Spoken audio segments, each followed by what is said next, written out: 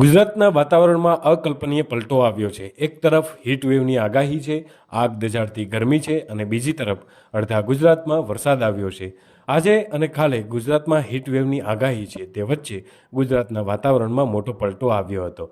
સમગ્ર ઉત્તર ગુજરાત તથા સૌરાષ્ટ્રમાં વરસાદની દસ્તકથી વાતાવરણ પલટાયું છે। હજી 12 અને 13 મેના રોજ સામાન્ય વરસાદની શક્યતાની આગાહી હવામાન વિભાગે વ્યક્ત કરી છે। હવામાન નિષ્ણાત અંબાલાલ પટેલે આગાહી કરતાં કહ્યું છે કે મે મહિનાની શરૂઆતમાં પણ પ્રી મોન્સૂન એક્ટિવિટી થઈ શકે છે। 10 થી 14 મે વચ્ચે પ્રી મોન્સૂન એક્ટિવિટી ભારે આંધી વંટોળ સાથે રહેવાની શક્યતા છે। તેના બાદ 20 મેથી ફરીથી ગરમી વધશે। આ બાદ ફરીથી 24-25 મેથી પ્રી મોન્સૂન એક્ટિવિટી શરૂ થશે, જેમાં 24 મેથી 4 જૂન વચ્ચે આંધી વંટોળ સાથે વરસાદ રહેશે। રાજ્યમાં સતત ગરમીનો પારો વધી રહ્યો છે। અમદાવાદમાં તાપમાનનો પારો 43.3 ડિગ્રીએ પહોંચ્યો છે। મંગળવારે અમદાવાદમાં સિઝનની સૌથી વધારે ગરમ દિવસ હતો। અમદાવાદમાં 48 કલાકમાં 4 ડિગ્રી તાપમાન વધ્યું હતું।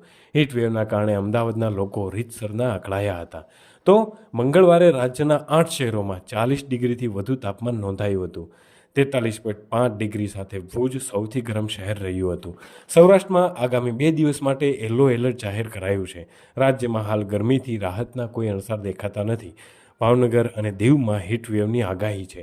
પોરબંદર અને સુરતમાં પણ હીટવેવની આગાહી છે। તો દરિયાકાંઠાના વિસ્તારોમાં ભારે પવન પણ ફૂંકાઈ શકે છે। આ ઉપરાંત વડોદરા અને રાજકોટમાં 41 ડિગ્રી તાપમાન રહેવાની શક્યતા છે।